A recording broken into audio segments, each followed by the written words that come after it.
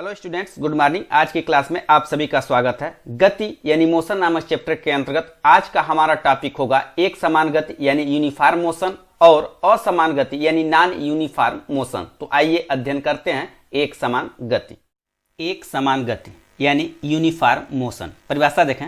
जब कोई वस्तु समान समय अंतरालों में एक ही दिशा में समान दूरियां तय करती है तो उसकी गति एक समान गति कहलाती है यानी यूनिफॉर्म मोशन कहलाती है। कहने का मतलब यह है कि अगर एक कार ए है और उसकी दूसरी स्थिति बी है और तीसरी स्थिति सी है, कार ए से कार बी तक पहुंचने की जो दूरी है वो 50 किलोमीटर है। तो ये कार ए से बी तक जाने में 1 घंटा का समय लेती है।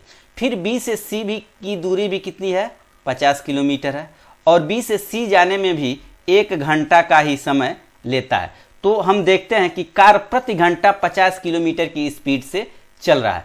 तो हम देखेंगे कि दूरियां समान है और समान दूरियों को तय करने में लगा समय भी समान है, यानी 1 घंटा में 50 किलोमीटर, फिर अगले 1 घंटा में उस कार ने 50 किलोमीटर की दूरी तय की है। तो इस कार की गति को हम एक समान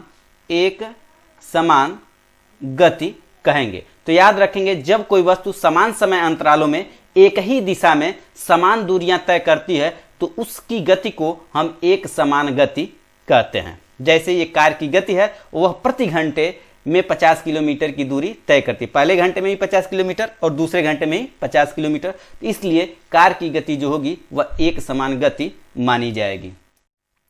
असमान गति यानी नॉन यूनिफॉर्म मोशन, इसकी परिभाषा देखें। जब कोई वस्तु समान समय अंतरालों में एक ही दिशा में भिन्न भिन्न दूरियां तय करती है तो उसकी गति को असमान गति कहते हैं। यानी अगर कोई वस्तु समान समय अंतराल में भिन्न भिन्न दूरियां तय करती है तो उस वस्तु की गति को हम असमान गति यानी नॉन यूनिफॉर्म मोशन कहते हैं। जैसे कार की स्थिति यहाँ पर फिर से देखें, ए है, यहाँ पर बी है और यहाँ पर सी है।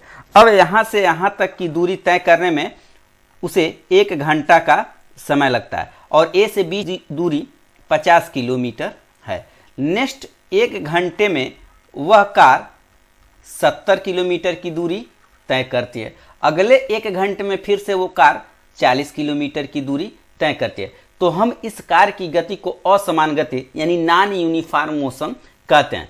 देखेंगे, कार 1 घंटे में पहले घंटे में 50 किलोमीटर, वही कार 1 घंटे में 70 किलोमीटर और वही कार फिर से चलती है तो 1 घंटा में 40 किलोमीटर की दूरियां तय कर रही। यानी कार की चाल प्रति घंटा 50 किलोमीटर, यहाँ पर प्रति घंटा 70 किलोमीटर और यहाँ पर घटकर प्रति घंटा 40 किलोमीटर हो जाती है। यानी समान समय लगता है, घंटा समान है लेकिन दूरियां क्या हो जा रही हैं, यहाँ पे भिन्न भिन्न हो जा रही हैं। तो हम कहेंगे कि जब कोई गतिशील वस्तु समान समय अंतराल में भिन्न भिन्न दूरियां तय करती है तो उस वस्तु की गति को हम असमान गति कहते हैं। जैसे यह कार पहले घंटे में 50 किलोमीटर, दूसरे घंटे में 70 किलोमीटर और तीसरे घंटे में 40 किलोमीटर तय करती है, जो असमान है। समान समय लगा है 1 घंटा लेकिन तय की गई दूरी भिन्न भिन्न, कहीं 50, कहीं 70 और कहीं 40 है। तो याद रखेंगे, सामान्य रूप से कोई भी गतिशील वस्तु जैसे मोटर, गाड़ी,